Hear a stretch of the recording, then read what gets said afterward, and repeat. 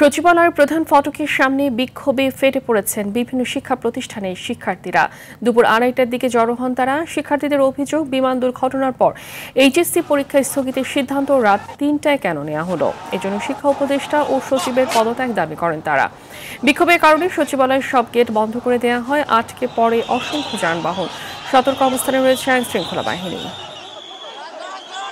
তাদের কিন্তু বের করা হচ্ছে। সচিবালয়ের ভিতরে যখন প্রবেশ করে দাবি নিয়ে আসছিল, কিন্তু শুরু থেকে আমরা দেখি ভিতর থেকে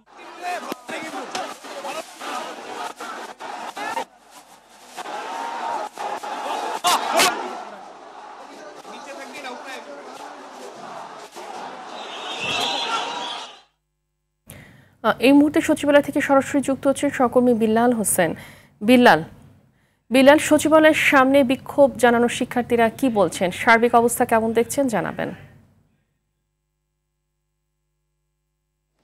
আপনাকে আসলে জানিয়ে রাখি যে শিক্ষা উপদেষ্টার পদত্যাগের যে দাবিটি মূলত উঠেছিল, মূলত গতকাল যে উত্তরার যে মাইলস্টোন স্কুল অ্যান্ড কলেজের যে বিমান বিধ্বস্তের যে ঘটনার যে শোকাহত যে শোক পালন করা হয়েছে, যে সেটি কেন্দ্র করে কিন্তু শিক্ষার্থীদের একটি দাবি ছিল যে আজকের যে এসএসসি পরীক্ষা সেটি কিন্তু স্থগিত করা হয়, যাতে এই শোকাবহ অবস্থায় কিন্তু সে কেউ পরীক্ষা দিতে পারবে না, এমন একটি সামাজিক যোগাযোগের মাধ্যমে কিন্তু একটা দাবি উঠেছিল।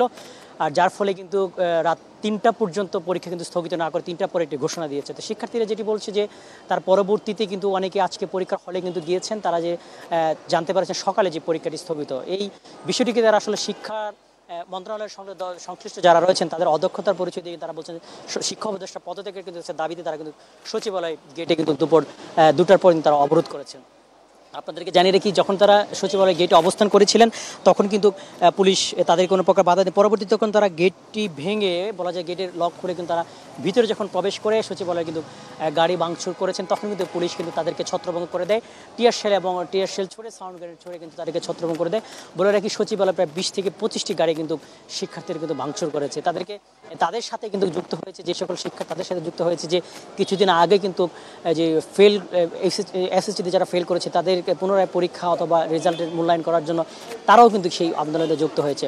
তো বলা যায় যে ভিতরে প্রবেশ করার পর কিন্তু পুলিশ শিক্ষার্থীদের উপর লাঠিচার্জ করে তাদেরকে ছত্রভঙ্গ করতে। বর্তমানে কিন্তু শিক্ষার্থীদের একটি অংশ গুলিস্তান যে 0 পয়েন্ট আছে সেখানে অবস্থান করছে। এখনও কিন্তু পুলিশ সাউন্ড গ্রেনেড ছুড়ছে তাদেরকে ছত্রভঙ্গ করা দেওয়ার জন্য। তো বলা যায় যে এখন পর্যন্ত সচিবালয়ের পরিস্থিতি একটা থমথম অবস্থায় রয়েছে।